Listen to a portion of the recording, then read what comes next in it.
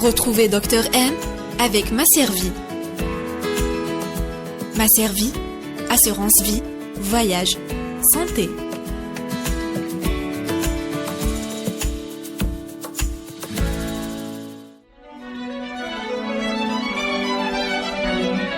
Pour bien s'entendre, il faut bien s'écouter. Rendez-vous sur M, la petite radio du Grand Maghreb. Bonjour à tous, ravi de vous retrouver pour un nouveau numéro de l'émission Dr M. Aujourd'hui, nous allons vous parler d'un remède contre les piqûres de scorpions. Un remède très peu médiatisé en Algérie. Reconnu depuis les années 80 comme un problème de santé publique en Algérie, les piqûres de scorpions continuent de faire des victimes. Environ 100 décès sont enregistrés sur les 50 000 piqûres répertoriées chaque année. Si habituellement le corps médical intervient sur le patient en lui injectant le sérum antivenin, il est important de garder en mémoire que le risque zéro n'existe pas et que la victime doit attendre en moyenne 12 heures pour être sûre d'être tirée d'affaire. Mais existe-t-il d'autres alternatives au sérum antivenin? Heureusement que oui. C'est grâce au docteur Cherif Zahar Kamel qui a mis en place une nouvelle méthode innovante d'extraction de venin. Afin de découvrir comment cette méthode a été découverte et comment elle fonctionne, j'ai le plaisir d'accueillir Dr Cherif Zahar Kamel et Monsieur Lamine Bouzi. Bonjour, merci d'avoir accepté notre invitation. Bonjour. Merci, bonjour. Bonjour. En fait, avant de parler de tout ce qui est sérum antivenin, je pense qu'on devrait commencer un petit peu par faire, pas un historique, mais bon, on va dire ça comme ça, sur c'est quoi le dard d'un scorpion, pourquoi il fait aussi mal et pourquoi le scorpion aussi il pique. Donc je m'adresse à vous, docteur. Alors le scorpion pique pour immobiliser ses proies et dissuader les éventuels animaux qui voudraient s'attaquer à lui. Le dard, c'est l'extrémité de la queue du scorpion qui contient une petite vésicule, pas très grosse, l'équivalent de 1 cm3, disons un gros petit pois. Et ce volume-là est tellement venimeux que ça suffit pour tuer un adulte de 70 kg. Un gros petit pois. Oui.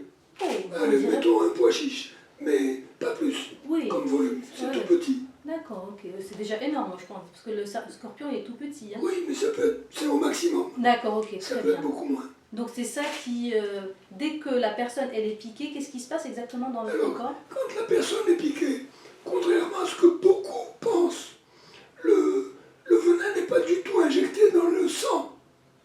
Il est injecté dans le tissu sous-cutané, au milieu des cellules de graisse Adipeux. qui sont sous la peau. D'accord. Et le venin, au début, est là pour un bon moment, quelques minutes, quand c'est pas 5, 10, 15 ou 20 minutes.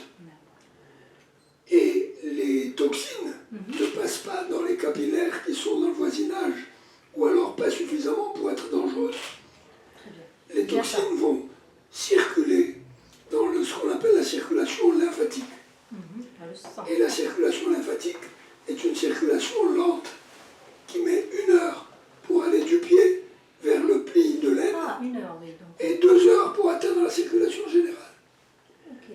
C'est la raison pour laquelle On est les pris par gens le temps. qui sont piqués n'ont de symptômes généraux que 1 à 2 heures après. C'est pour ça qu'on dit qu'il faut les garder en observation. Tout à fait. Si le scorpion n'était pas venimeux, une variété non venimeuse, ou s'il avait utilisé tout son venin pour un autre animal et qu'il n'en avait plus dans sa vésicule, eh bien il a piqué, il a fait peur, mais il n'a pas injecté beaucoup de venin.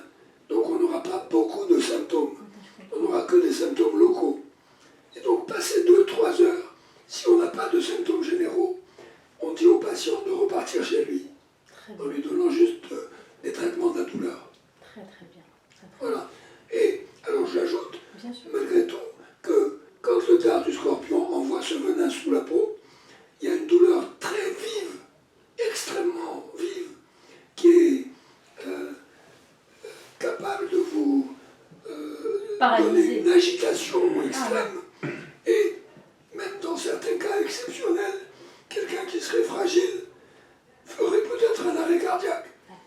c'est l'extrême exception. Oui, oui, tout à fait. Alors que Dans les cas les extrêmes. symptômes véritablement dangereux n'arrivent qu'après 1 à 2 heures. D'accord, très bien.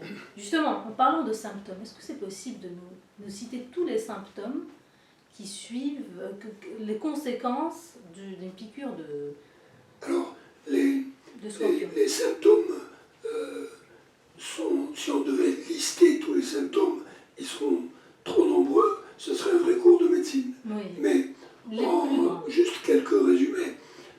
Il peut y avoir tout d'un coup une montée de la tension artérielle Mhm. qui, chez une personne âgée ou à risque, pourrait être dangereuse et faire péter un vaisseau dans le crâne et provoquer une hémiplégie ou je ne sais quoi. Il peut y avoir une chute de tension qui également peut présenter un danger. Et généralement, si les patients sont en réanimation et observés dans un milieu médical, ces symptômes-là sont traités au fur et à mesure. Et c'est ce qui fait que la mortalité a pu baisser. Parce qu'on a mieux médicalisé le traitement de ces symptômes, sans enlever leur cause, qui est le venin. Tout à fait. Il peut y avoir aussi un œdème aigu du poumon. Tout d'un coup, on respire mal, on donne alors de l'oxygène. Il peut y avoir une insuffisance cardiaque. Le muscle cardiaque travaille moins bien qu'il ne devrait, jusqu'à pouvoir avoir un arrêt cardiaque ou je ne sais quoi. Donc, un ensemble de symptômes généraux qui peuvent mettre la vie en danger et qui sont combattus par des réanimateurs dans des services spécialisés. Est-ce qu'il y a des symptômes comme des nausées, des Également. vomissements? Oui. Voilà. La douleur extrême, bien sûr. Voilà la douleur. Mais des nausées, des vomissements, un inconfort, un mal de tête, toutes ces choses-là doivent inciter quelqu'un qui ne serait pas allé dans un centre de soins à y aller. D'accord, très bien. Très bien. Donc voilà, donc les grandes lignes, on les a, c'est-à-dire ça c'est au bout de 1 heure, 2 heures que ça commence Un vraiment à se... malaise général, quel qu'il soit. Est-ce qu'on peut dire que s'il y a ce genre de symptômes, c'est moins grave que s'il n'y a pas du tout de réaction et il y a un arrêt cardiaque par exemple? Non, Ça n'a rien à voir. Non, la chose très grave n'arrivera qu'après des symptômes annonciateurs. D'accord. Et donc, la piqûre va faire très mal localement. Si la douleur est le seul symptôme au-delà de 2-3 heures, on considère que les symptômes généraux n'arriveront pas ou seront mineurs. Très bien. Et si les symptômes généraux démarrent au bout de 1 à 2 heures, à ce moment-là, il faut être en observation. Très bien. Et les complications peuvent arriver dans les 24 ou 48 heures et s'aggraver. Très très bien. Et est-ce que vous pouvez nous donner, par exemple, quels réflexes on devrait adopter en cas de piqûre de scorpion? Oui. Mais en fait, vraiment des réflexes, alors qu'on n'a ni sérum anti-venin, vraiment, on va dire des réflexes de grand-mère. Hein. Oui. J'aimerais bien Alors, qu'on ait une idée. Je vais quand même raconter ce que faisaient traditionnellement les gens. Autrefois, les gens essayaient d'inciser. Parce que ça va dans le sens de mon invention. Donc je le raconte quand Très même. bien. Parce que ça semble logique. On a du venin sous la peau. On l'enlève. On sait qu'il est dramatique. On se dit, mais je vais me mordre et l'enlever. Tout à fait. Donc les gens autrefois incisaient. Ils pressaient pour essayer de sortir le venin. Ou alors, ils mettaient ce qu'on appelle la pierre noire, qui est une espèce de morceau d'os desséché, qui est poreux et qui aspire un peu comme un sucre aspire l'eau par capillarité. Donc cette pierre se remplit de plasma et on a l'impression qu'il y aurait du venin dedans. Mais Est-ce que ça marchait? tout ça a fait la preuve de son inefficacité, ou tout au moins est considéré comme inefficace. Il y a même aussi des appareillages qu'on appelle des pompes aspirantes. Oui. Aspi-venin, Tout à Venimex. fait. Mais là aussi, la preuve est faite qu'elles ne sont pas efficaces. Pourtant, elles sont commercialisées. Et elles sont largement Oui, commercialisées. tout à fait, Ce oui. qui m'incite à dire, il faut faire avancer mon innovation parce que On y des arrive, choses on y peut-être très arrive. efficaces. Voilà.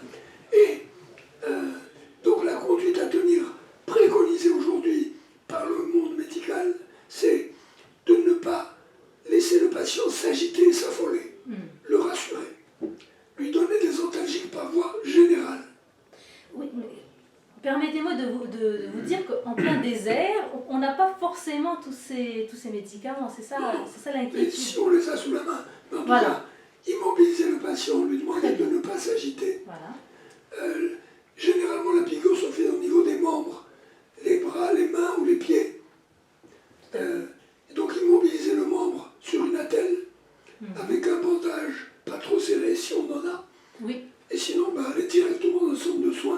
mais bien. pas en courant et en s'agitant, Oui, c'est ça. en C'est ça. étant véhiculé ou porté par quelqu'un.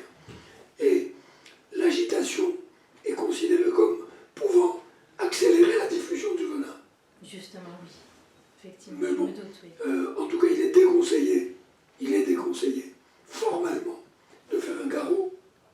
Voilà, c'est très bien, voilà. Parce on se dit, voilà, on va bloquer la circulation du sang, c'est très bien ce que vous Et il est déconseillé formellement de couper, d'inciser, d'injecter quoi que ce soit. Ça, c'est écrit dans les Oui. guides de conduite à tenir, distribués dans le centre de soins dans le sud, mais aussi dans toutes les directives de conduite à tenir dans le monde entier. Très bien. Que ce soit le scorpion ou serpent, ou n'importe quel animal venimeux qui pique. Donc, premier réflexe, d'aller directement aux urgences. Voilà. Je crois que c'est la seule chose qui pourrait nous sauver la vie. Ouais. Bien que c'est pas une science exacte, ça veut pas... En tout cas, c'est la chose raisonnable à faire. Tout à fait, Voilà. parce que c'est pas toutes les piqûres de scorpions scorpions qui qui sont Non, venus. non, voilà, bien sûr, bien qui sûr. sont venus. En fait, officiellement, les consignes du ministère de la Santé, c'est de ne rien faire, de se diriger vers l'unité de soins la plus proche. Et puis même aux médecins qui sont sur place, la consigne c'est toujours de rien faire, de traiter la douleur, d'attendre les symptômes, C'est ça. de les reconnaître et ensuite de les traiter un par un, symptomatiquement, sans, comme l'a dit le docteur Chefzahar, traiter la cause. D'accord, très bien.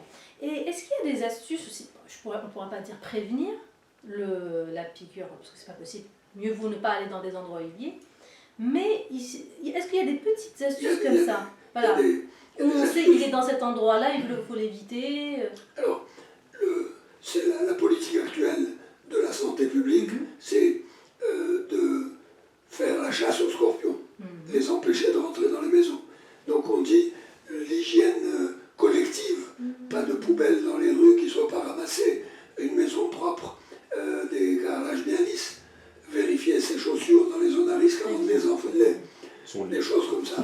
Avoir une poule dans sa chambre dans certains endroits. C'est vrai? La poule?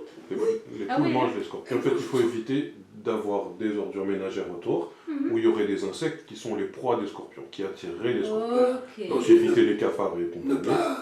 pas glisser sa main sous une pierre sans avoir été prudent de regarder s'il n'y a pas un animal Tout à qui se fait. cache. Et en plus, il paraît que le scorpion, bon, entre guillemets, il est inoffensif. À partir du moment où on ne l'agresse pas, Mais oui, il se défend on peut le uniquement. regarder se promener et si on ne va pas y mettre les doigts, il n'y a pas de raison. D'accord, c'est très bien, parfait. En plus, ça va être la période où le sud va être inondé de scorpions, parce que ça va être vraiment la période de grande chaleur. Donc c'est parfait, c'est des conseils qui vont vraiment nous servir et servir nos auditeurs. Maintenant, revenons à votre fameuse méthode. Oui, non, sincèrement, c'est excellent. Maintenant, on voudrait savoir, voilà, c'est une méthode d'extraction des venins. Je voudrais savoir comment vous avez eu l'idée et est-ce que vous pouvez nous expliquer le concept? Alors, la façon dont j'ai eu l'idée, c'est que une personne a été piquée alors que j'étais présent. D'accord. Et je ne savais pas les consignes de ne pas y toucher. Je n'ai jamais appris ça à la faculté et je n'ai jamais eu à m'occuper de piqûres de scorpions. Donc je ne savais pas qu'il fallait ni inciser, ni faire d'anesthésie locale, ni rien. Et j'ai toujours, chez moi, une trousse avec le nécessaire pour faire une anesthésie locale et faire une petite opération si nécessaire. Et devant la situation, la personne qui était avec nous est avocate, donc elle n'est pas du tout médecin. Elle m'a dit il faut sucer. Et donc je me suis mis à sucer. C'était le pied. Mais rien ne vient. Et l'auréole de venin était toujours là. Mais la douleur était atroce. Et la personne s'agitait extrêmement. Donc j'ai eu l'idée de faire une anesthésie locale pour calmer la douleur. J'ai fait une anesthésie locale.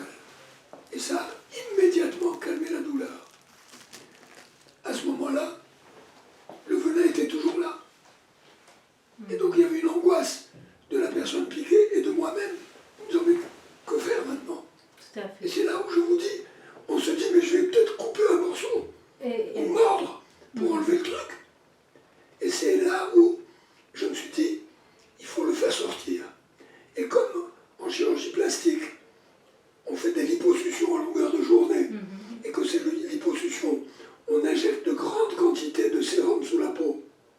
Et si la peau est ouverte à côté, on voit que ce sérum ressort. Il se promène entre les cellules et il ressort. Je me suis dit, je vais injecter du sérum et ça va sortir. J'en ai injecté un peu plus, mais ça ne sortait pas. Je me suis dit, le scorpion a dû piquer oblique. Quand on pique oblique avec une aiguille, la peau ne saigne pas. Si on pique verticale, elle saigne. Parce que la piqûre oblique fait valve anti-retour. Alors j'ai pris une petite lame et j'ai ouvert le point de piqûre du scorpion, 2-3 mm. Et j'ai injecté du sérum. Et là, c'est sorti comme un jet d'eau, comme un tessière, un lavage, que j'appelle le lavage intercellulaire. Et ça a poussé le venin dehors. J'ai supposé, puisque la tache, l'auréole qui était là, est partie. J'ai supposé pour ce premier cas. Mais après, on l'a confirmé maintes fois, avec le docteur Bouzid, entre autres, en injectant du bleu, qui est un colorant, à des patients. 10 fois, 15 fois, 10, 15 patients, consentants bien sûr. Et on injecte du sérum avec l'axylodénaline, comme on le ferait pour le kit anti-venin. Et le bleu ressort. Et nous avons des vidéos, j'en ai une dans mon téléphone, que vous avez peut-être vu. Non, on vous montrera. Le bleu ressort. Donc, la preuve est faite de l'efficacité avec le bleu. Reste maintenant à aller contre les idées reçues et faire en sorte de faire accepter cette idée pour qu'elle soit applicable à l'homme, en commençant par l'animal. C'est ce qu'on nous recommande. D'accord, donc vous souhaiteriez faire des tests, avoir un budget, sensibiliser les pouvoirs publics pour qu'on vous donne un budget pour faire des tests sur des animaux pour confirmer l'efficacité. Voilà, c'est déjà en cours. D'accord, très bien. Avec le professeur El Amir, qui est patron de toxicologie, nous sommes allés au comité du scorpionisme au ministère de la Santé. On a présenté cette technique et on nous a donné le feu vert pour faire des essais. Nous avons fait des essais sur la souris, mais c'est un animal un peu différent de l'anatomie humaine où ça ne marche pas aussi efficacement. Donc on est sur le projet d'essayer sur le mouton, qui est un animal vivant. Et ceci avec l'approbation d'un des plus grands spécialistes au monde de l'envenimation scorpionique, qui s'appelle Jean-Philippe Chipot, qui est à l'Institut Pasteur de Paris, et avec qui je suis en relation de travail, et qui nous sponsorisera entre guillemets. Donc vous souhaitez faire un kit qui sera vendu en pharmacie? Non, mais oui, bien sûr, mais en tout cas, il faudra que les gens l'aient avant même d'être piqués. C'est-à-dire, mais est-ce que je me permets d'avoir une petite réserve par rapport à l'incision?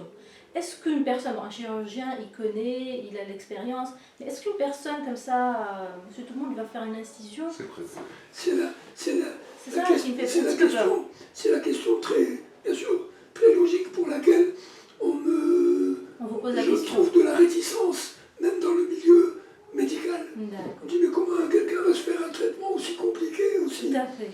Mais le projet, c'est un kit dans lequel tout est utilisable par quelqu'un qui n'est même pas médecin. Très bien, oui, donc c'est bien entendu, adapté. S'il a un infirmier ou un médecin à proximité, ce sera mieux. Mais c'est fait pour que ce soit automatisé.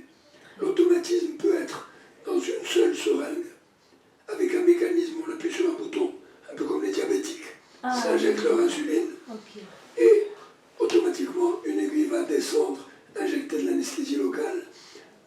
Au bout de cette aiguille, il y aura une petite lame qui va ouvrir légèrement le trou d'envenimation, et derrière, il y aura une quantité plus importante de liquide qui sera injectée. Et il y a même un projet de mécanisme qui va recueillir le liquide qui sort, ce qui permet, actuellement on ne l'a pas, d'analyser le venin. Les toxicologues savent le faire. Et donc de déterminer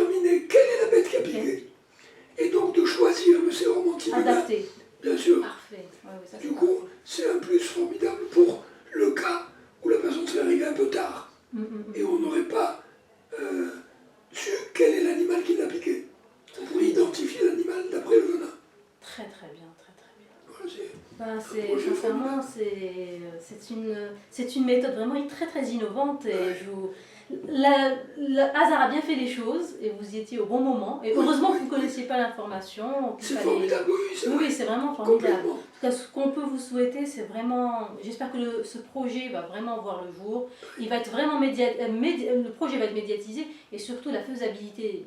Il y aura un budget pour ça parce que je suppose qu'il y a... On est en cours avec l'Envredette, l'organisme qui finance les projets. Et puis, vous voyez comme je suis passionné quand je parle de ça, parce que ça fait 10 ans que je suis à fond là-dedans. Justement, dernière petite question, en quelle année vous avez eu cette Ça s'est passé il y a une dizaine d'années à peu près. Quand même, voilà. Oui. Quand même, en 10 ans, on aurait pu sauver plein de vies. Hein. Oui. Si ça avait été quelque chose qui aurait pu être réglé pour les essais sur le mouton, ce serait en 2 jours. Tout à fait, c'est ça. Un après-midi. Donc en espérant que le fait d'en parler, ça va donner à réfléchir. Je vous remercie infiniment pour toutes ces informations. Merci, docteur. De nous avoir entendus. Avec plaisir. Vos questions étaient tout à fait judicieuses et vous fait parler des choses qu'il fallait dire. C'est très bien, merci beaucoup. Le sujet est très inspirant. Ce qui permet de sauver des vies, c'est très très inspirant. En tout cas, merci beaucoup à tous. J'espère que cette émission vous aura plu.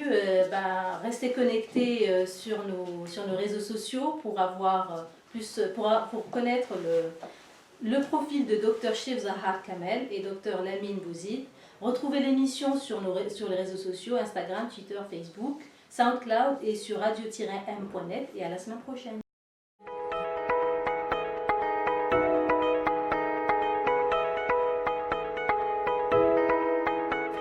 Retrouvez Dr M avec Masservie.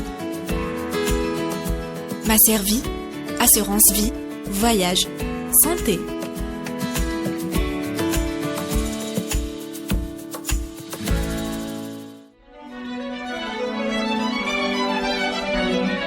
Pour bien s'entendre, il faut bien s'écouter. Rendez-vous sur M, la petite radio du Grand Maghreb.